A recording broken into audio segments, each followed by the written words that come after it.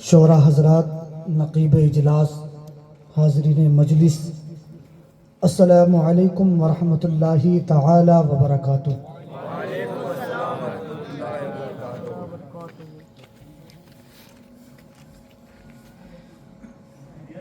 حاضرین مجلس، سب سے پہلے تو ہم اس ہالول کی سرزمین پر رہنے والے تمام افراد جنہوں نے اس مجلس کو منعقد کیا ہے، میں ان کو مبارکباد پیش کرتا ہوں اور اللہ رب العزت کی بارگاہ میں دعا گو ہوں مولا تعالیٰ آپ کے علم میں، عمل میں، آپ کی محبتوں میں خوب برکت عطا فرمائے اور آپ کی نیتوں کو مولا قبول فرمائے اور سرکار مخدوم پاک کے فیضان سے ہم سب کو مالا مال فرمائے۔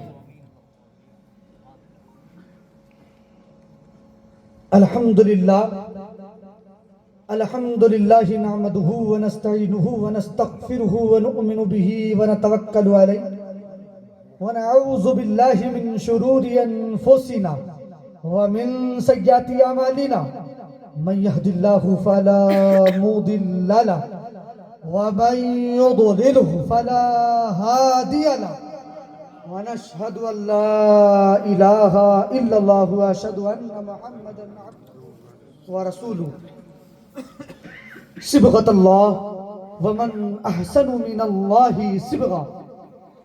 صدق اللہ مولانا العظیم وصدق رسولہ النبی الامین المتین الکریم ونحن علی ذلک لمن الشاہدین والشاکرین والحمدللہ رب العالمین۔ آئیے حضرات، سب سے پہلے ہم اور آپ مل جل کر آقا نامدار مدینے کے تاجدار احمد مصطفیٰ محمد مصطفیٰ صلی اللہ تعالی علیہ وآلہ وسلم کی بارگاہ بے کس پناہ میں جھوم جھوم کر درود پاک کا ہدیہ نشاور کریں، پڑھے باوز و بلند اللہم صلی علی سیدنا و شفیعنا و حبیبنا مولانا محمد بارک وسلم صلو علیہ صلاۃ و سلام علیکہ یا رسول اللہ صلی اللہ تعالی علیہ وسلم۔ حضرات، میں سمجھ رہا ہوں کہ ٹھنڈ بھی ہو رہی ہے اور ہوائیں بھی چل رہی ہیں، ہم تو پنڈال کے نیچے ہیں، آپ تو پنڈال کے نیچے بھی نہیں ہیں۔ مجھے آپ کا بھی احساس ہے۔ اللہ رب العزت آپ سب کو سلامت رکھے اور آپ کی محبتوں کو سلامت رکھے۔ بس حضرت نے بہت ہی مدلل اور مفصل خطاب کیا باپو نے، اور ان کے خطاب کے بعد میرے خطاب نہیں ہونا چاہیے تھا کہ ایک بہترین مدلل اور مفصل خطاب ہو گیا، اس لیے کہ مثال ہے کہ گھڑے میں پانی بھر دیا جائے اور اس کے بعد پھر سے ڈالو گے جب پانی تو وہ بہنے لگے گا تو وہ رکھ نہیں پائے گا، تو لہٰذا اتنا ہی پانی بھرو جتنا وہ کیچ کر سکے، جتنا وہ ایکسپٹ کر سکے اتنا ہی پانی ڈالنا چاہیے۔ تو میں کچھ زیادہ پانی نہیں ڈالوں گا، نہ روشنی ڈالوں گا، کچھ دیر دعائیہ کلمات کے لیے میں حاضر ہوا ہوں انشاءاللہ۔ بس آپ دل جمعی کے ساتھ سنیں۔ رات کے 12 کے بعد رات بوڑھی ہو جاتی ہے، جب 12 بجتا ہے حضرت رات بوڑھی ہو جاتی ہے، مگر الحمدللہ ثم الحمدللہ یہ بولنے والا جوان ہے۔ بس آپ کی سماعتیں جوان ہو جائے تو بارگاہ مخدوم پاک سے جو کچھ فیضان لایا ہو وہ آپ کی سماعتوں کی دہلیز تک پہنچانے کی کوشش کروں گا۔ تو آپ لوگ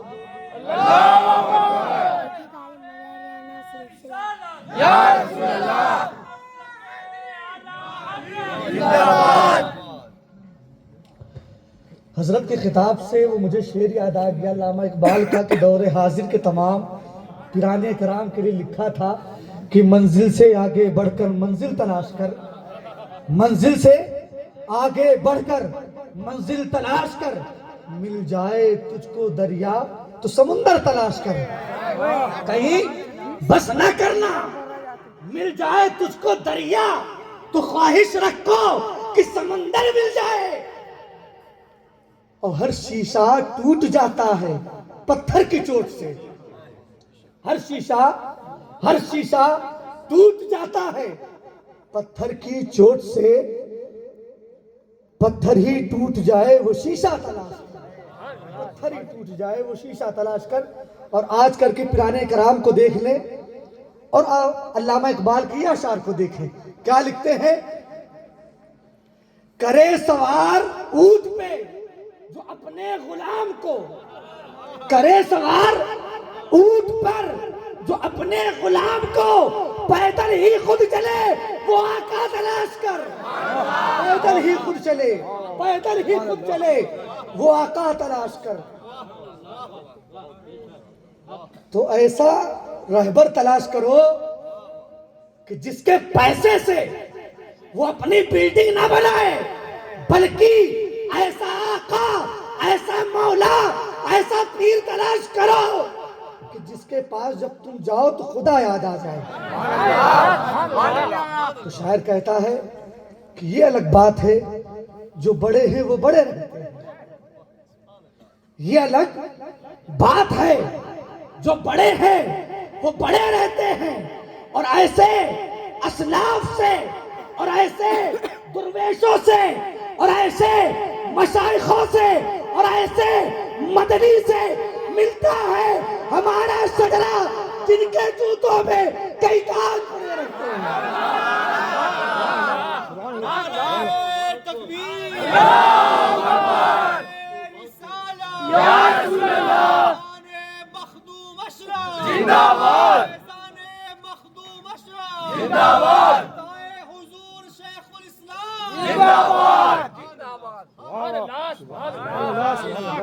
ان کے قدموں میں کئی تاج پڑے رہتے ہیں.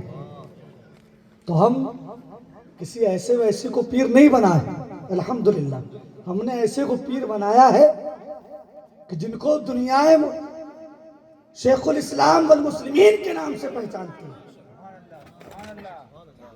اور ہر جماعت میں اگر کسی سے پوچھا جائے کہ ممتاز کون ہے تو ہر جماعت یہ کہنے پر مجبور ہو جائے گی, چاہے وہ اپنا ہو یا بیگانہ ہو, سب کی زبان پر یہی آئے گا. اگر کوئی ممتاز ہے تو شیخ الاسلام والمسلمین ہے. تو الحمدللہ ہم ایسے آقاؤں کے ماننے والے ہیں. شاعر کہتا ہے کہ چراغے عشق دل میں جلا کر آواز دیتے ہیں. چراغے عشق یعنی عشق کا چراغ دل میں جلا کر آواز دیتے ہیں. میرے مدنی مجھے اپنا سمجھ کر نواز دیتے ہیں. میرے مدنی مجھے اپنا سمجھ کر نواز دیتے ہیں. حضرات ابھی بھی میں نے جو آیت کریمہ کی تلاوت کا شرف حاصل کیا, اللہ رب العزت قرآن مجید میں ارشاد فرماتا ہے صبغۃ اللہ. ترجمہ یہ ہے کہ اللہ کہہ رہا ہے کہ میرے رنگ میں رنگ جاؤ. صبغۃ اللہ, اللہ کے رنگ میں رنگ جاؤ. اور اس کے آگے اللہ نے اور مزید ارشاد فرمایا, کیا کہا؟ وَمَنْ أَحْسَنُ مِنَ اللَّهِ صِبْغًا. اور رنگنے میں, کلر کرنے میں مجھ سے اچھا کون؟ اگر کلر کرنے کی بات آ جائے تو مجھ سے اچھا کون ہے جو کلر کر سکتا ہے؟ یہ جو ہالول والے جو پینٹ کرتے ہیں ان کو بنانے والی صاحب تو وہ خدا وحدہ لا شریک ہے. وہ یوں کہہ رہا ہے کہ یہ جو انسان جو کلر کرتے ہیں اس کی کوئی حقیقت نہیں ہے, اور اس کلر کو بھی ڈر ہے, اس کلر کو بھی خوف ہے, اس کلر کو ڈر ہے, خوف ہے. خوف کس چیز کا ہے؟ خوف اس چیز کا ہے کہ آپ پینٹ کر رہے ہوں تو آپ کے ذہن میں سوال پیدا ہوگا اور آپ سوچنے پر مجبور ہو جائیں گے. کہیں ایسا نہ ہو کہ بارش تیز نہ ہو جائے, اگر تیز ہوگی تو اس کا رنگ پھیکا پڑ جائے گا, اگر دھوپ سخت ہوئی تو رنگ پھیکا پڑ جائے گا. اللہ کیا کہہ رہا ہے؟ میرے رنگ میں رنگ جاؤ. اور وہ رنگ میں جب آپ رنگ جائیں گے تو پھر میرے دوست ایسا رنگیں گے پھر آپ کو خوف نہیں ہوگا, بلکہ آپ بے خوف ہوں گے. آپ ان ساری چیزوں سے آپ دور ہو جائیں گے. اب اللہ کہہ رہا ہے کہ میرے رنگ میں رنگ جاؤ. اب اللہ تو جسم اور جسمانیت سے تو پاک ہے, مکان اور مکانیت سے تو پاک ہے,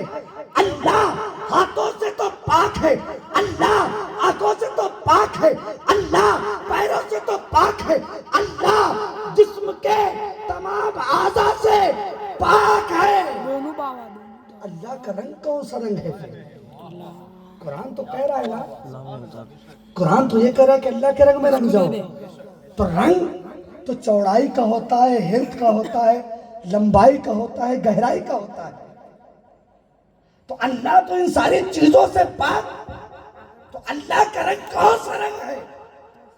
آؤ بلا تشبیہ گدای اشرفی تمہیں سمجھا دیں آسان لفظوں میں کہ اللہ کا رنگ کون سا رنگ ہے. اللہ کا رنگ زہد و تقوی کا رنگ ہے. اللہ کا رنگ معرفت الہی کا رنگ ہے. اللہ کا رنگ تقوی پرہیزگاری کا رنگ ہے. سبحان اللہ، سبحان اللہ. اللہ کا رنگ ہے میرے دوستو. ہم نے کیا سمجھا؟ ہم نے تو اس رنگ کو سمجھا ہی نہیں. ہم تو ڈپلیکیٹ رنگ کے پیچھے دوڑ رہے ہیں. ہم نے تو معیار یہ بنایا کہ جس پیر کے ہاتھ میں 10 انگوٹھی ہو، نماز کے ٹائم بیٹھا ہو، کہے کہ میری نماز مدینے میں ہو رہی ہو، تو ہم ایسے پیروں کو اپنے سروں پہ بٹھاتے ہیں اور ان کی عزت کرتے ہیں. میرے دوستو، ایسے پیروں سے جن کے ہاتھوں میں 10 انگوٹھیاں ہو، جو شریعت کے خلاف ہو، کیا تم ان سے شریعت سمجھو گے؟ ارے دوستو، ارے نادانو، اگر شریعت سمجھ رہا ہے تو آؤ احمد آباد کی سرزمین پہ چلے جاؤ. آؤ دیکھو شیخ الاسلام والمسلمین کو دیکھ لو، ان کی ذات کو دیکھ لو. تمہیں جب ان کی ذات کو دیکھو گے تو تمہیں خدا یاد آئیں گے. ان کی ذات کو دیکھو گے تب تمہیں رسول یاد آئیں گے. ان کی ذات کو دیکھو گے تمہیں صحابہ یاد آئیں گے. ان کی ذات کو دیکھو گے تب تمہیں تبع تابعین یاد آئیں گے. ان کی ذات کو دیکھو گے تب تمہیں خواجہ خواجگاہ، محبوب بے کسا، حضور عطائے رسول، ہندن ولی، خواجہ غریب نواز یاد آئیں گے. میرے دوستو، ایسوں کے رنگ میں رنگ جاؤ. صبغت اللہ، اللہ کہہ رہا ہے میرے رنگ میں رنگ جاؤ. یہ ڈپلیکیٹ رنگ میں نہ رنگنا، اللہ کے رنگ میں رنگ جاؤ. اور رنگ میں جب رنگ جاؤ گے پھر تمہیں خوف نہیں ہوگا، اس لیے کہ اس رب کائنات نے آج سے 1500 سال پہلے اعلان کر دیا کہ الا ان اولیاء اللہ لا خوف علیہم ولا هم یحزنون. یعنی خبردار، بے شک جو اللہ کے مقبول بندے ہوتے ہیں، جو اللہ کے دوست ہو جاتے ہیں، نہ انہیں خوف ہوتا ہے نہ وہ غمگین ہوتے ہیں.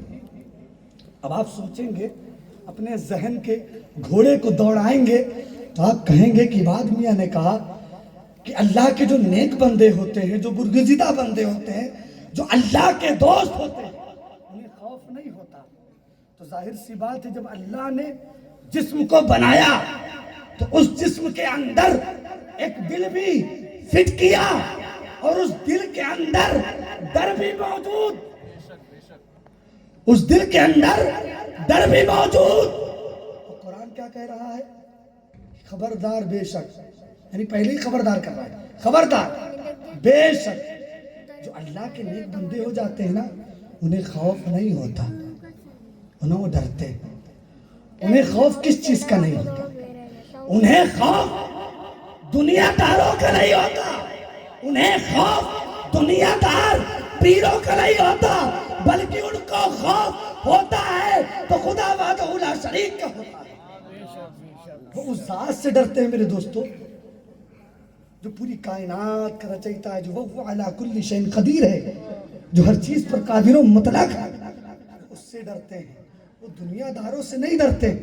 ہمارا آپ کا حال کیا ہے؟ ہم اور آپ تو دنیا دار سے ڈرتے ہیں. ہم تو یہ ڈرتے ہیں ہمارا پیر چاہے گنجیڑی ہو، چاہے نشیڑی ہو، چاہے گالی بکتا ہو، اس کے باوجود ہم اسے کتب بنا بیٹھے ہوئے. یہ اللہ والوں کی شان ہے؟ نہیں میرے دوستو. اللہ والے کون ہوتے ہیں؟ اللہ والے وہ ہوتے ہیں جنہیں فرق ہوتا ہے کون حق پر ہے، کون ناحق پر ہے، کون سچے ہیں اور کون جھوٹے ہیں. ان کا فرق ہوتا ہے. جب ان دونوں میں جب کوئی ممتاز ہوتا ہے تو اسے صبغت اللہ، اللہ کے رنگ میں رنگ دیا جاتا ہے. اب وہ اللہ کے رنگ میں رنگتا ہے. اب اللہ رب العزت نے اس آیت کریمہ میں اور مزید ارشاد فرمایا. کیا کہا کہ الذین آمنوا وکانوا یتقون. اب توجہ کریں. اب اس آیت کریمہ میں حضرت اللہ رب العزت نے الذین آمنوا وکانوا یتقون. اب اللہ اس آیت کریمہ میں کسی اور جماعت سے، کسی اور ریلیجین سے، کسی اور دھرم سے، کسی اور مذہب سے اللہ خطاب نہیں کر رہا ہے. کیا کہہ رہا ہے؟ الذین آمنوا وکانوا یتقون. یعنی جو لوگ ایمان لائے اور جن لوگوں نے تقوی اختیار کیا. اب ایمان کی دولت حاصل ہو گئی، اب اس کے بعد آپ کی منزل، آپ کی سیڑھی اور بلند ہوئی تو آپ نے تقوی اور پرہیزگاری کو اختیار کر لیا. اب آپ کہیں گے حضرت سید صاحب کی بلا، اگر ہم نے ایمان بھی رکھ لیا اور ہم نے ایمان کے بعد ہم تقوی اور پرہیزگاری کو اختیار کر لے تو ہمیں بینیفٹ کیا ملے گا، ہمیں رزلٹ کیا ملے گا، ہمیں نتیجہ کیا ملے گا؟ ظاہر سی بات ہے نا. ہم کوئی جب بزنس بھی کرتے ہیں حضرت تو ہم اس میں اپنا فائدہ دیکھتے ہیں. اگر فائدہ نہ ہو تو وہ بزنس کریں گے نہیں کریں گے. ایک پیر جب اپنا مرید کرتا ہے، جو دنیا دار پیر ہوتے ہیں، تو وہ بھی اپنا بزنس سمجھتا ہے. کہتا ہے جتنے مرید ہوئے سب میرے جو ہے ڈالر ہیں، انہیں کو بیچ کے. اب سوچئے حد تو یہ حضرت، مرید بیچارہ سائیکل سے چل کر اپنے پیر کو جمع پوجی دے رہا ہے، اور وہ پیر 4 پہیوں میں گھوم رہا ہے، اور بیچارہ مرید 50 سال ہو گیا ہے، وہ سائیکل پہ تھا، زمین پر آ گیا. پیر تو مرید کی دعا سے بڑھتا چلا جا رہا ہے، اور پیر اپنے مرید کے لیے دعا ہی نہیں کر رہا. کیوں؟ اس لیے کہ وہ اللہ کے رنگ میں نہیں رنگا ہوا ہے. اگر صبغت اللہ کے رنگ میں اور وہ رنگ دیا جاتا پھر وہ اللہ کا خوف اس کے دل میں ہوتا، اس کے دل میں دنیا دار کا ڈر نہ ہوتا، وہ ان ساری چیزوں سے پاک ہوتا. اب اللہ اس آیت کریمہ میں کیا کرا؟ الذین آمنوا وکانوا یتقون. جو لوگ ایمان لائے، جن لوگوں نے تقوی اختیار کیا. اب ہمیں رزلٹ کیا ملے گا، نتیجہ کیا ملے گا؟ تو آؤ، رزلٹ جاننا ہے، نتیجہ جاننا ہے تو ہمیں کہیں اور نہیں جانا ہے، بلکہ ہم قرآن کا سہارا لیں گے. اب پوچھیں گے کہ اے قرآن، اب تو بتا کہ ہمارے لیے رزلٹ، ہمارے لیے نتیجہ کیا ہے؟ تو قرآن نے کیا کہا کہ لہم البشرا فی الحیات الدنیا وفی الآخرہ. لہم البشرا فی الحیات الدنیا، یعنی ان لوگوں کے لیے خوشخبری ہے، فی الدنیا، دنیا میں بھی، وفی الآخرہ، اور آخرت میں بھی خوشخبری ہے. کن کے لیے خوشخبری ہے؟ قرآن کہہ رہا ہے. کچھ بولو، تم بھی بولو. اب اللہ جو قرآن میں بیان کر رہا ہے کہ ان لوگوں کے لیے خوشخبری ہے دنیا میں بھی اور آخرت میں بھی، وہ کون لوگ ہیں؟ وہ وہی لوگ ہیں میرے دوستو جنہوں نے تقوی اور پرہیزگاری کو اختیار کیا، جنہوں نے تقوی اور پرہیزگاری کو اختیار کیا. جب اس منزل سے جب وہ فائز ہو جاتے ہیں، جب اس منزل کو پا لیتے ہیں، تو اللہ ان کے لیے دنیا میں بھی اور آخرت میں بھی بشارت کی خوشخبری سناتا ہے. اب حلول والو، اب تمہیں ایکسپٹ کرنا ہے کہ تمہیں خوشخبری اگر چاہیے، تم چاہتے ہو کہ میرا رب خدا وحدہ لا شریک ما ذاق البشر وہ سنا دے، ہمارے لیے خوشخبری سنا دے، تو اس کے لیے ہمیں تقوی اور پرہیزگاری کو اختیار کرنا ہے. اب یہ تقوی کیا ہے؟ اس آیت کریمہ میں اللہ نے کہا کہ الذین آمنوا وکانوا یتقون. اب قرآن مقدس کو جب آپ کھولیں گے، جب پڑھیں گے، اس کی اسٹڈی کریں گے، جب مطالعہ کریں گے تو جیسے ہی سورہ بقرہ کی آپ تلاوت کریں گے تو سب سے آخری لائن میں کیا لکھا اللہ نے؟ ہدی للمتقین. اور آگے بڑھیں. جب آپ نے اسٹڈی، جب آپ نے قرآن کا مطالعہ جب کیا تو آپ نے کیا دیکھا کہ اللہ قرآن مقدس میں کہیں کیا کہہ رہا ہے کہ ان اکرمکم عند اللہ اتقاکم. کہیں اللہ قرآن میں ان اللہ لا يحب المتقین، کہیں اللہ واتقون کہہ رہا ہے، کہیں اللہ تتقون کہہ رہا ہے. یہ ماجرا کیا ہے کہ اللہ اپنے بندوں سے بار بار مخاطب ہو کے کہہ رہا ہے تتقون واتقون ھدی للمتقین؟ یہ ہے کیا جو اللہ ہمیں یاد دلا رہا ہے کہ بندے مومن غفلت سے نکل آ، تقوی اختیار کر لے. غفلت سے نکل آ، دنیا دار پیر کو چھوڑ دے، آؤ سچوں کے پاس ہو جاؤ، آؤ سچوں کے ساتھ ہو جاؤ، آؤ سچوں کے ساتھ ہو جاؤ. تو یہ کیا ہے تقوی؟ کیا ہے؟ جب اس کو اسٹڈی، جب اس کا مطالعہ حضرت عمر فاروق اعظم رضی اللہ تعالیٰ نے جب کیا، حضرت عمر فاروق اعظم نے جب اس کی اسٹڈی کی، اس کا مطالعہ کیا، تو آپ حضرت ابی بن کعب رضی اللہ تعالیٰ عنہ کے پاس پہنچے. اور جب ان کے پاس پہنچے تو آپ نے دریافت کیا کہ ابی بن کعب، آپ مجھے بتائیں کہ تقوی کیا ہے، اس کی ڈیفینیشن، اس کی تعریف، اس کی وضاحت آپ کر دیں. اب دیکھیں جو بڑا ہوتا ہے نا، جو اسی لیے تو شاعر کہہ رہا ہے یہ الگ بات ہے، جو بڑے ہیں وہ بڑے رہتے ہیں. جب عمر فاروق اعظم نے پہنچے تو انہوں نے ذلیل نہیں کیا. آج ہمارا اور آپ کا حال کیا ہے؟ تھوڑا سا علم آ جائے ہم پیر بن جائیں، ہم مبلغ بن جائیں، ہم خطیب اعظم بن جائیں. ہمارا ایٹیٹیوڈ، ہمارا گھمنڈ، ہمارا تکبر اتنا ہو جاتا ہے کہ ہم بھرے مجمع میں اپنے مریدین کو ڈانٹ دیتے ہیں، ہم بھرے مجمع میں اپنے مرید کو مار دیتے ہیں، بھرے مجمع میں ہم گالی بک دیتے. کیوں بکتے؟ کہ ہمیں خدا کا خوف نہیں ہوتا. تو جو بڑے ہیں وہ بڑے رہتے ہیں. تو عمر فاروق اعظم جب حضرت ابی بن کعب کے پاس پہنچے نا، تو اب دیکھیں کتنا بہترین جواب دیا آپ نے. کہا عمر فاروق اعظم، آپ تو مجھ سے بہتر جانتے ہیں. کیا خوبصورتی دیکھیے جملے کو. کہا عمر، آپ تو مجھ سے بہتر جانتے ہیں، ہاں اب آپ میرے پاس آ گئے ہیں تو میں اس کا جواب بھی دے دیتا ہوں، باقی آپ تو جانتے ہیں. پھر آپ نے کہا بتائیں حضور، اس کا جواب دے دیں.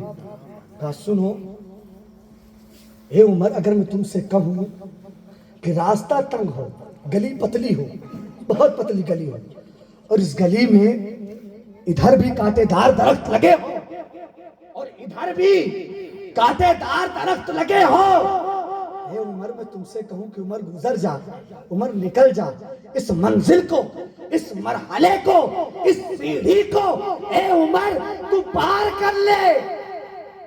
تو بتاؤ کیسے پار کرو گے؟ حضرت عمر فاروق اعظم کہتے ہیں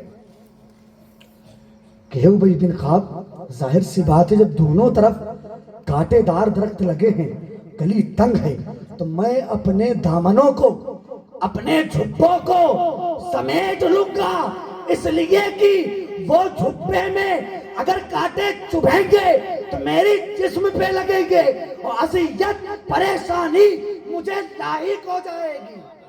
ان اذیت سے، ان پریشانی سے بچنے کے لیے حضور مجھے اپنے دامنوں کو سمیٹنا ہوگا. تو آپ نے کہا عمر تم تقوی سمجھ گئے. کیا کہا عمر؟ تقوی سمجھ گئے. جب اتنا کہنا تھا کہ تقوی سمجھ گئے، کہا حضور میں سمجھا نہیں آپ کیا کہنا چاہتے ہیں.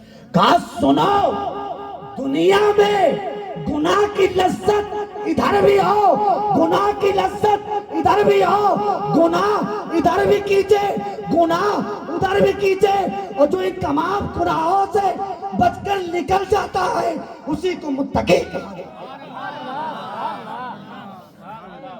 جو ان دونوں گناہوں سے بچ کے نکل جاتا ہے اسی کو متقی کہا جاتا ہے. اور آسان کر دوں حلول والو، اور کر دوں میرے جد کریم حضور سرکار وحد الدین سید مخدوم اشرف جہانگیر سمنانی رضی اللہ تعالیٰ عنہ، جب چاہنے والوں نے، آپ کے ماننے والوں نے، آپ کے عاشقوں نے جب حضور سے سوال کیا کہ حضرت آپ کی بارگاہ میں ایک سوال ہے، حضور اس کا جواب عنایت فرما دیں۔ کہا بتاؤ کیا سوال ہے؟ کہا حضور سوال یہ کہ تقویٰ کیا ہے، مجھے تقویٰ سمجھا دیں۔ تو آپ نے فرمایا کہ سنو بندہ مومن گناہ صغیرہ اور گناہ کبیرہ یعنی چھوٹا گناہ اور بڑا گناہ ان دونوں سے بچ کر نکل جائے اسی کو متقی، اسی کو پرہیزگار کہا جاتا ہے۔ اب حلول والو، اب کوئی پیر، ایک میں ذہن دے رہا ہوں، ایک ذہن دے رہا ہوں، اسے قبول کر لینا۔ اب کوئی پیر شریعت کے خلاف کام کرے، چھوٹے گناہ اور بڑے گناہ سے نہ بچے تو وہ پیر نہیں بلکہ چور ہے، بلکہ وہ ڈاکو ہے، وہ تمہارے ایمان کو لوٹنے کے لیے آیا ہے، وہ تمہارے ایمان کو لوٹنے کے لیے آیا ہے۔ اپنے ایمان کو اگر بچانا ہے تو صبغت اللہ، اللہ کے رنگ میں رنگے ہوئے کے ساتھ ہو۔ اللہ کے رنگ میں رنگے ہوئے لوگ کون ہیں میرے پیارو؟ اللہ کے رنگ میں رنگے ہوئے لوگ حضور شیخ الاسلام والمسلمین ہیں، جن کی پوری زندگی کو آپ دیکھیں گے تو آپ کو، جب ان کی زندگی کو دیکھیں گے تو آپ کو مخدوم پاک یاد آئیں گے۔ ان کا اٹھنا، ان کا بیٹھنا، ان کا بولنا، کوئی ایک حرف، کوئی ایک ادائیگی شریعت کے خلاف نہیں ہوتی بلکہ شریعت مصطفیٰ پہ چلنے والی ذات کا نام شیخ الاسلام والمسلمین ہے۔ میرے دوستو وہ شیخ الاسلام کون ہے؟ ہم نے کیا سمجھا شیخ الاسلام کون ہے؟ شیخ الاسلام ہماری جان، ہماری مان، ہماری شان حضور شیخ الاسلام والمسلمین، شیخ الاسلام اس ذات کا، اس شخصیت کا نام ہے جس کا بچپن محدث اعظم ہند نے دیکھا ہو۔ شیخ الاسلام اس ذات کا نام ہے میرے دوستو جس کی جوانی سرکار کلا نے دیکھی ہو۔ شیخ الاسلام مخدوم پاک کی 1000 کرامتوں میں سے ایک کرامت کا نام ہے۔ شیخ الاسلام غریب نواز کی عطا کا نام ہے۔ شیخ الاسلام محدث اعظم ہند کی دعاؤں کا نام ہے۔ ذات کا نام شیخ الاسلام ہے۔ تو میرے دوستو یہ الگ بات ہے، جو بڑے ہیں وہ بڑے رہتے ہیں، اور ایسے اسلاف سے اور ایسے درویشوں سے ملتا ہے ہمارا شجرہ جن کے جوتوں میں کئی تاج پڑے رہتے ہیں۔ تو ہم اپنا پیر کسی ایسے ویسے کو نہیں بناتے، دنیا دار کو نہیں بناتے، بلکہ ہم ایسے لوگوں کو بناتے ہیں کہ جن کے قدموں میں ایک تاج نہیں بلکہ ہزاروں کروڑوں تاج ان کے قدموں کو چومتے ہیں۔ اور وہ پیر ایسا پیر ہے میرے دوستو، وہ مدینے کے مدنی کا پیر ہے، وہ مدینے کے مدنی والا ہے کہ ان کی سوچ، ان کی فکر یہ ہے کہ حضور شیخ الاسلام والمسلمین فرماتے تھے۔ میں نے تو خود سنا حضرت کی زبان سے کہ آپ نے کہا کہ میرے بعد، جب آپ تفسیر اشرفی لکھ رہے تھے تو اس وقت آپ نے ایک جملہ کہا تھا حضرت نے کہ میرے بعد میری تفسیر کو، میرے کام کو، میری سوچ اور فکر کو اگر کوئی مائے تکمیل تک پہنچا سکتا ہے تو میرے پورے خانوادہ اشرفیہ میں وہ ایک ذات ہے، وہ ایک ذات ہے، اور اس ذات کا نام حضور فاضل بغداد، فاضل علوم اسلامیہ، جن پر حضرت کو گرو تھا۔ آج دیکھیے الحمدللہ ثم الحمدللہ، حضرت کا جو مشن تھا، جو حضرت کی سوچ اور فکر تھی، اس سوچ کو، اس فکر کو بڑھانے والی ذات، اس فکر کو آگے چلانے والی ذات فاضل بغداد کی ذات ہے۔ سبحان اللہ۔ کہ آج ہر طرف، ہر گلی، ہر کوچے میں آپ دیکھیں کہ امن و محبت کی چھاؤں میں خدمت صبح و شام کرے۔ آؤ ہم سب مل جل کر پیغام نبی کو عام کریں۔ آؤ اب ہمیں ایک ہونے کی ضرورت ہے۔ اب ہم بٹے نہیں، اگر بٹیں گے تو کل جائیں گے۔ اب ہمیں اور ہم اور آپ مل جل کر کام کریں۔ حضور فاضل بغداد کیا کہتے ہیں کہ امن و محبت کی چھاؤں میں خدمت صبح و شام کرے۔ آؤ ہم سب مل جل کر پیغام نبی کو عام کریں۔ اور حضور فاضل بغداد جو اگلا مصرع جو بیان کر رہے ہیں، ان کی جو سوچ اور فکر ہے، وہی سوچ و فکر حضرت حضور شیخ الاسلام والمسلمین کی ہے، میرے دادا حضور کی ہے۔ آپ فرماتے ہیں کہ اپنی بستی سے تاریخی کو تم دور کرو، اپنی بستی سے تاریخی کو تم دور کرو، علم و ادب کا دیپ جلا کر روشن ہندوستان کرو۔ علم و ادب کا دیپ جلا کر روشن ہندوستان کرو۔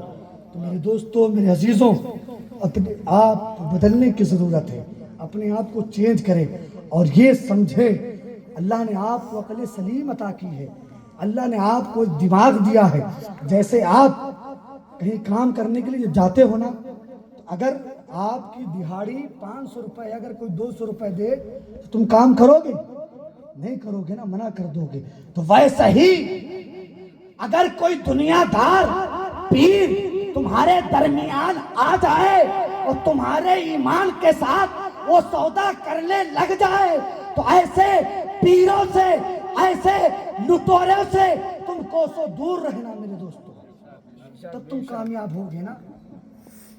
اللہ والے کون ہوتے ہیں؟ جو چھوٹا گناہ ہو اور بڑا گناہ ہو، ان دونوں گناہوں سے بچ جائے۔ اب وہ بچ جائے تو وہ میرا پیر، اب وہ چاہے سلسلہ شرفیہ میں ہو، چاہے قادریہ میں ہو، چاہے رضویہ میں ہو، چاہے نقشبندی میں ہو، چاہے سلسلہ رفاعیہ میں ہو، جتنے سلاسل ہیں ان کے مشائخ ہمارے سروں کے تاج ہیں۔ جو شریعت مصطفیٰ پہ چلے گا وہ ہمارے سروں کا تاج ہے، اور جو شریعت مصطفیٰ کے اگر خلاف ہے تو چاہے کوئی بھی ہو، چاہے گھر والا ہو یا در والا ہو، دونوں کو ہم بائیکاٹ کریں گے۔ تو میرے دوستوں، میرے عزیزوں، ہمیں ان ساری چیزوں سے بچنا ہے۔ اللہ رب العزت کی بارگاہ میں دعا گو ہوں کہ مولا تعالیٰ میرے بولنے میں ہمدن ساون جو کچھ غلطیاں خامیاں ہوئی ہوں بھلا معاف فرمائے۔ انشاءاللہ العزیز پھر کبھی موقع ملا تو انشاءاللہ اور مزید بیان کیا جائے گا، اس لیے کہ اس موضوع پر خطاب کرنا سمجھیے بہت بڑی بات ہے کہ 1-2 گھنٹہ بہت ہی کم اس موضوع کے لیے، تقوی و پرہیزگاری پر۔ تو انشاءاللہ پھر کبھی موقع ملا تو اس کے آگے گفتگو بیان کی جائے انشاءاللہ۔ السلام علیکم ورحمۃ اللہ تعالیٰ وبرکاتہ۔